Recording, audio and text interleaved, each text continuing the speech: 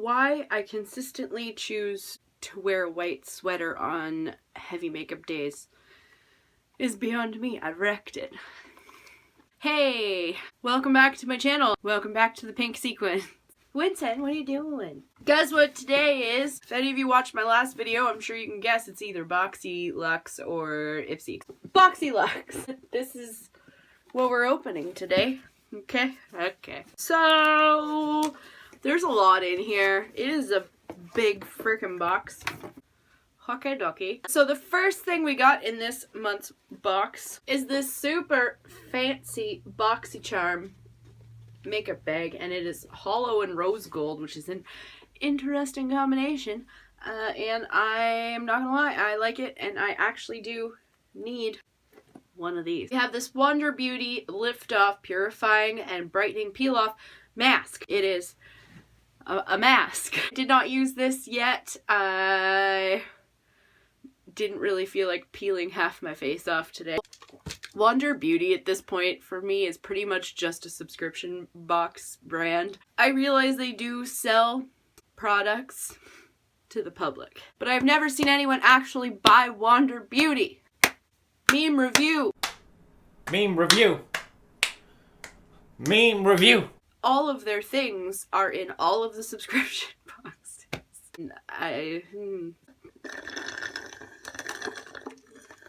Always fresh at Tim Hortons. Next up, we got these two little floof brushes from Moda. These are incredibly soft and they blend very nicely.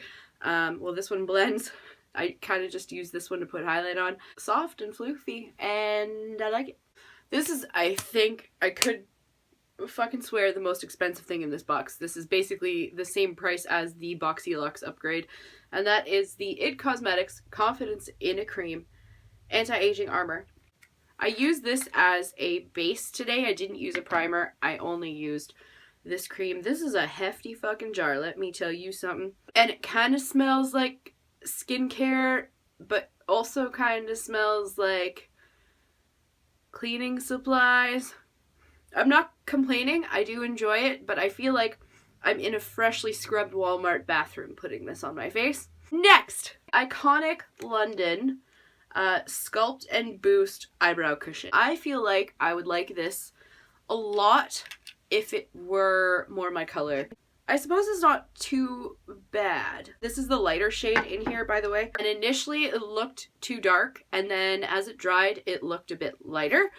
And then once it was totally dry, it looked really dark again.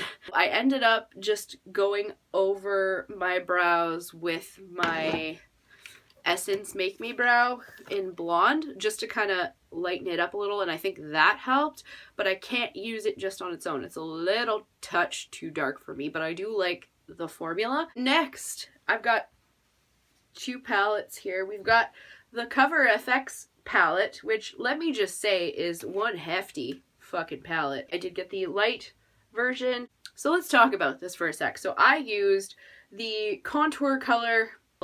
It was okay. It's good with a light hand in a pinch, I think, but it was pretty patchy. I used the blush, which was a little went a very long way. I was a little more impressed with the blush. Still patchy, still took some time to blend out, but we did it and it looked just fine. And this brightener thing, that's a fucking highlighter, okay? I'm sorry. This is not, nobody is gonna just use that under their eyes. Anyways, I used the more like nude beige highlighter. The finishing powder is very pink and very sparkly, so I don't know what it's supposed to finish exactly, but I didn't use that. The highlighter was lovely, can I just say. It was sparkly. If you don't like sparkly highlighters, not gonna like it. I feel like it would have looked even sharper if I had used a more dense highlighting brush. Let's talk about the Morphe palette. Okay, I've spent years making a point of not buying Morphe products.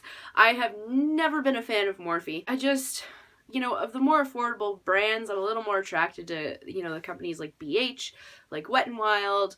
Like, there's so many better options. So let's let's discuss this. So I got the Nightmaster, the 15N palette. Upon first glance,